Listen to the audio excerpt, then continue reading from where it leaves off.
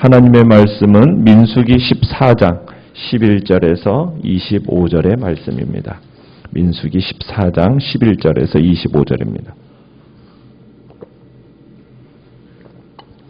민수기 14장 11절 여호와께서 모세에게 이르시되 이 백성이 어느 때까지 나를 멸시하겠느냐 내가 그들 중에 많은 이적을 행하였으나 어느 때까지 나를 믿지 않겠느냐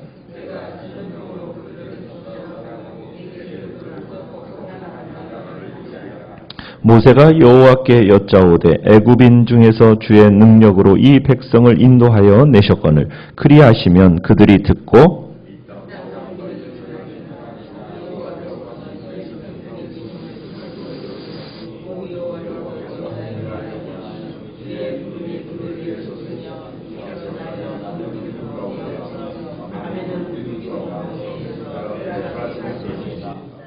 이제 주께서 이 백성을 하나같이 죽이시면 주의 명성을 들은 여러 나라가 말하여 이르기를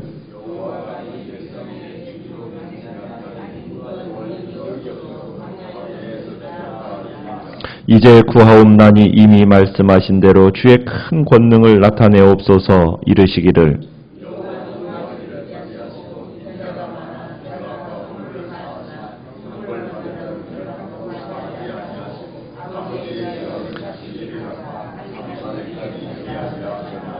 구하옵나니 주의 인자의 광대하심을 따라 이 백성의 죄악을 사하시되 애굽에서부터 지금까지 이 백성을 사하신 것 같이 사하시옵소서. 그러나 진실로 내가 살아있는 것과 여호와의 영광이 온 세계에 충만할 것을 두고 맹세하노니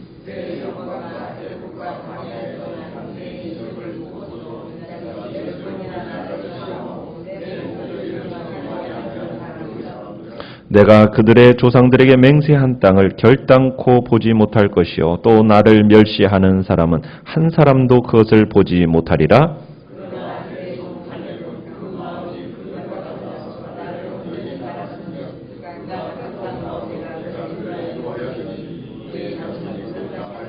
같이 읽습니다. 아말렉인과 가나안인이 골짜기에 거주하나니 너희는 내일 돌이켜 홍해 길을 따라 광야로 들어갈지니라. 아멘. 오늘 말씀의 제목은 내 영광과 유익보다는 이라는 제목으로 말씀을 나눕니다. 갈렙과 여호수아 이스라엘 백성들이 이제 가나안 땅 앞에서 참으로 주저하고 결국에는 하나님을 향하여 원망하고 나아가는 이들을 향하여서 갈렙과 여호수아는 옷을 찢으면서 백성들을 설득하려 했습니다. 그러나 백성들은 설득되기보다는 도리어 이들마저도 돌로 치려고 합니다. 우리 믿음의 공동체에서 지향해야 하는 것은 민주주의는 아닙니다. 우리는 하나님주의입니다. 때로는 민중은 너무 쉽게 현혹이 되어서 어리석은 결정을 내리기 때문입니다. 그렇기 때문에 우리는 다수의 결정이라고 해서 항상 옳은 것은 아니라는 점을 우리는 항상 기억해야 됩니다. 오늘 보면은 모세를 중심으로 한 4명 그리고 나머지 지금 200만 명의 이상의 그 사람들 어떻게 보면 관점의 차이로 대립되고 있습니다. 결국 이 200만 명의 사람들이 결국에는 이 4명의 사람을 돌로 쳐서 죽이려고 하는 순간입니다. 이 4명의 사람, 모세, 아론, 그리고 여호수아와 갈렙. 자, 이 사람들은 어떤 생각을 하고 있었겠습니까?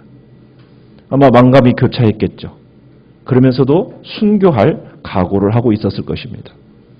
아마 영원처럼 긴 시간처럼 느껴졌을 겁니다. 돌에 의해서 지금 죽을 그 순간이었거든요. 그 순간이 지나고 하나님께서 어떻게 하십니까? 10절에 보면 그때에 여호와의 영광이 휘막에서 이스라엘 모든 자손에게 나타나셨습니다. 하나님의 영광이 모습을 드러냈습니다.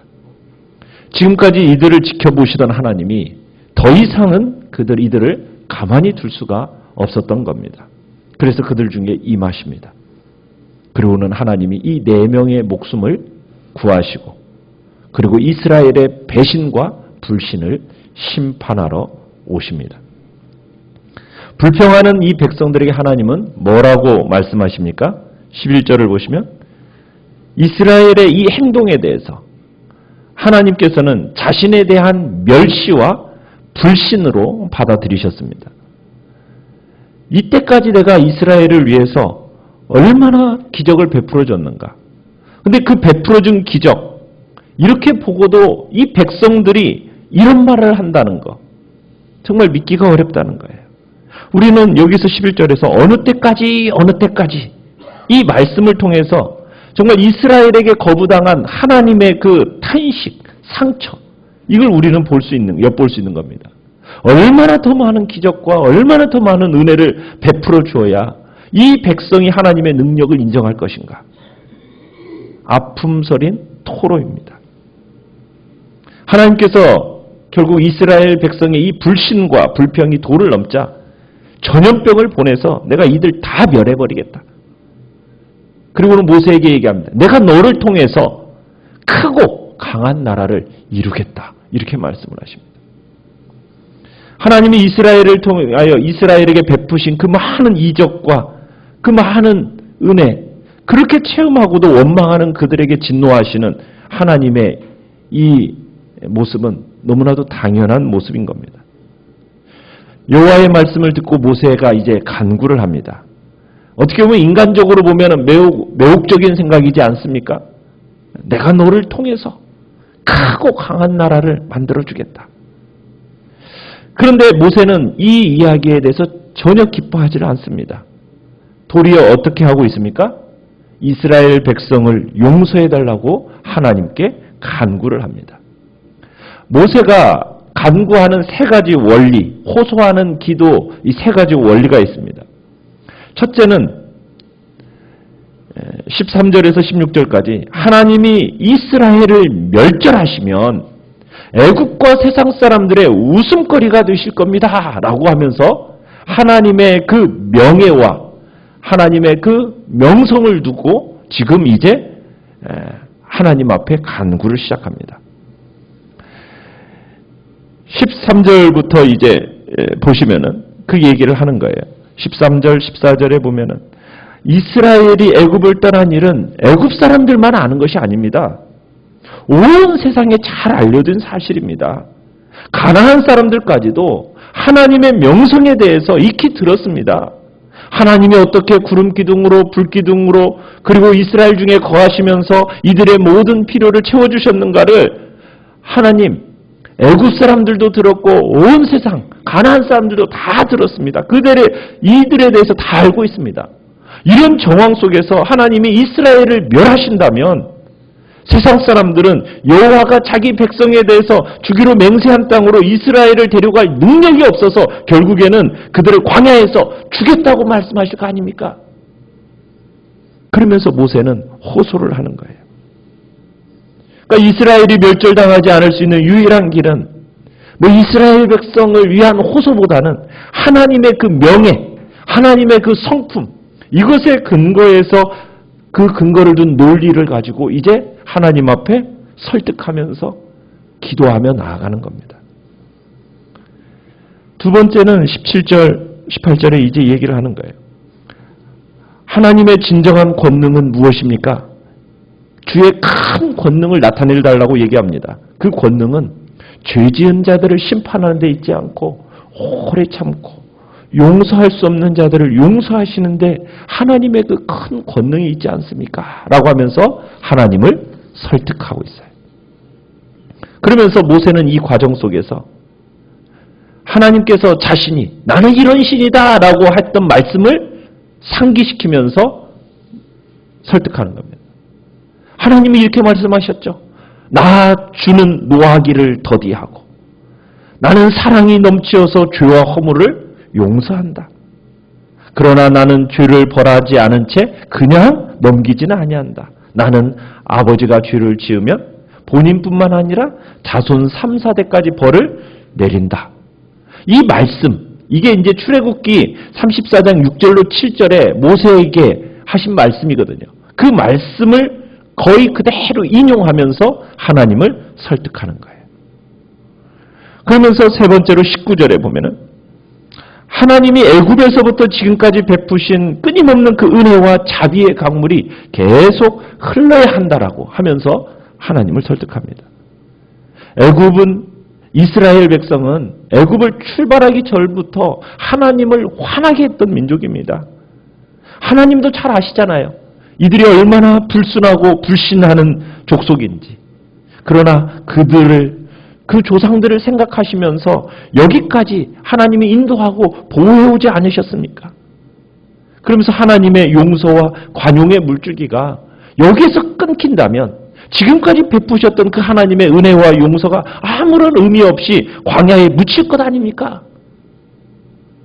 하나님, 지금까지 이스라엘에게 그 많은 것을 투자하셨는데 지금 그 투자를 멈춰버리신다면 그동안 투자한 그 모든 것 다 날아갈 거니까 한 번 더 투자해달라고 지금 호소를 하는 거예요. 그러니까 모세는 하나님의 명예, 그리고 그분의 말씀, 그리고 그분이 지금까지 행하신 그 모든 일의 기초에서 이번에도 이들을 용서해달라고 하나님께 부탁을 하는 겁니다. 우리는 이 모세의 기도에서 배워야 할 점들이 있어요. 그건 뭐냐면 첫 번째는 만약 하나님의 백성인 이스라엘을 멸하신다면 하나님의 영광을 가리는 이미지다. 이런 사실을 강조하는 이 모세의 모습을 통해서 모세는 자신의 성공이나 자신의 영예의 목적이 있었던 게 아니죠.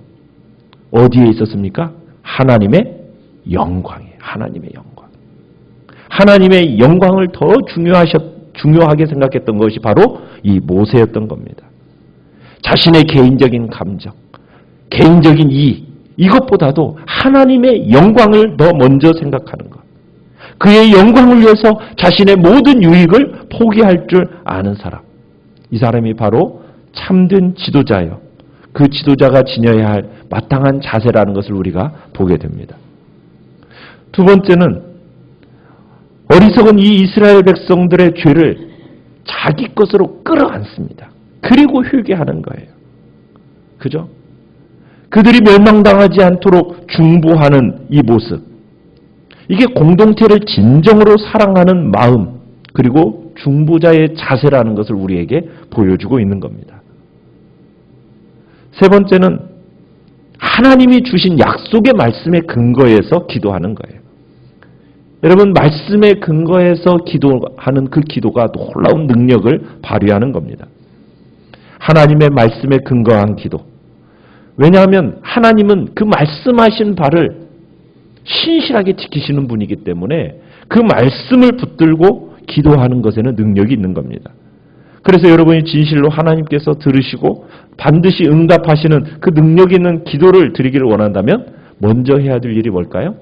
하나님의 말씀을 깊이 상고하고 그 말씀을 붙들고 기도하는 것이 중요하다는 얘기입니다. 자, 이렇게 모세가 논리적이면서도 정말 울부짖는 기도 하나님이 어떻게 하십니까?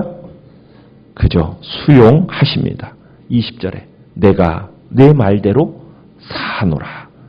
하나님께서 정말 이스라엘 백성들에 대한 진실한 사랑으로 자신의 유익을 다 포기하면서 간절하게 부르짖는 이 모세의 중보 기도를 하나님이 외면하지 않으십니다.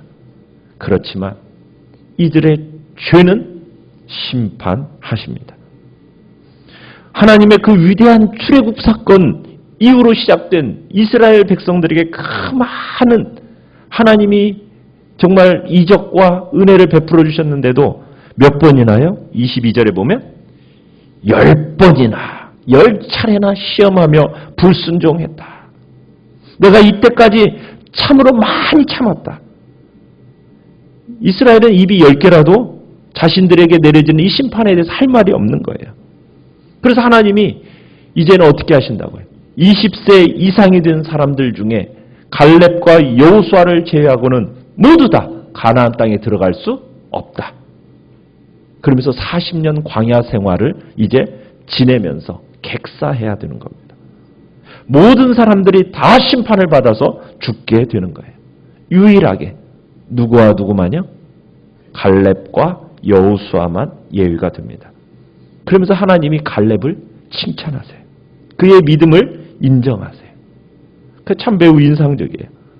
이스라엘은 가나안 사람들에게 자신이 메뚜기다 하면서 얘기했지만 갈렙은 뭐래요? 메뚜기가 아니라 가나안 사람들이 우리의 먹이다. 이렇게 외쳤던 갈렙을 향해서 하나님이 뭐라고 말씀을 하십니까? 24절에 그러나 내 종 갈렙. 갈렙을 뭐라고 그러세요? 내 종. 하나님의 종이라고 부르십니다. 그러면서 그 마음이 그들과 달랐다. 이 그들과 달랐다라는 이 문자적으로 표현하면 다른 영이 그와 함께 있었다. 이 표현이라고 합니다. 그러니까 모든 백성이 안 된다, no 할 때 이 갈렙만 yes라고 할 수 있었던 것은 그의 그 용기와 그의 믿음은 하나님의 그 영에서 비롯되어졌다라고 이야기를 하는 거예요. 그러니까 갈렙은 백성들이 볼 수 없는 것으로 보았던 거죠. 갈렙은 백성들이 보는 것을 초월해서 다른 것을 볼 수 있었던 거예요. 그게 바로 비전이고 그것이 바로 믿음입니다. 갈렙은 이 믿음으로 24절에 하나님을 온전히 따랐다 얘기하고 있어요. 온전히 따랐다. 그러니까 갈렙은 하나님이 주신 그 믿음을 어디에 사용해야 되는지를 정확하게 알고 있었던 거예요. 이 믿음을 사용해서 오직 누구만 바라보는 겁니까? 하나님만 바라보고 하나님만 따랐던 사람이 바로 이 갈렙이라는 거예요. 그러니 하나님이 얼마나 이 사람을 귀하게 여기셨겠어요. 하나님은 이스라엘의 모든 사람이 광야에서 죽을 거지만 그는 그가 정탐하느라 걸었던 그 약속의 땅 다시 밟을 것이다. 그리고 그이와 그의 자손이 그 땅을 차지할 것이라고 약속하셔요. 하나님이 이 순간 갈렙에게 약속하신 이것이 앞으로 대략 45년 후에 실현이 됩니다. 여러분, 우리가 하나님 나라에 들어갈 수 있는 유일한 열쇠는 오직 하나님의 뜻에 온전히 순종할 수 있는 진실된 믿음뿐입니다. 믿음에서 떠나서 불순종하는 자들은 들어갈 수가 없어요. 우리는 우리의 지혜와 지식으로 이해할 수도 없고 때로 아무리 비현실적으로 보이는 일이라 할지라도 그것이 하나님의 말씀이라면 정말 우리는 그 말씀을 절대적으로 믿고 순종하는 자리에 있기를 간절히 축원합니다. 절대 순종의 믿음을 가진 자, 그 자만이 영원한 하나님의 나라에 들어갈 수 있는 진정한 하나님의 백성이 되는 것입니다. 오늘 이 시간 우리가 하나님의 영광이나 다른 사람의 유익보다는 정말 하나님의 영광과 유익만을 구하는 그런 시간이 되게 해달라고 기도하시고요. 내 기도가 필요한 참 사람이 있습니까? 우리의 기도가 필요한 또 우리 공동체가 있습니다. 참으로 모세처럼 중보자의 마음을 가지고 그러한 기도로 이 시간 나아가시기를 바랍니다. 그리고 우리의 마음에 정말 절대적인 믿음으로 말미암아 참 갈렙과 같은 온전한 순종자로 우리들이 서게 해달라고 기도하며 나가시길 바랍니다. 우리 가운데 연약한 지체들을 놓고 기도해 주십시오. 주께서 능력 가운데 강하게 이렇게 세워주시도록 위해서 기도해 주시고 이제 부활절을 우리들이 앞두고 있습니다. 이제 그 부활절을 앞두고 우리가 고난주간의 그 의미들을 다시 한번 확인하고 십자가를 깊이 묵상하는 시간이 되고 그러면서 부활의 그 놀라운 은혜들을 체험하게 해달라고 그때 학습세례 입교 성찬식이 있습니다. 참으로 이번에 학습세례 입교를 받는 많은 또 지체들이 다시 한번 구원에 대한 놀라운 복음의 역사를 경험하게 해달라고 기도해 주시고 성찬을 통해서 우리의 참된 의미들을 깨닫도록 위해서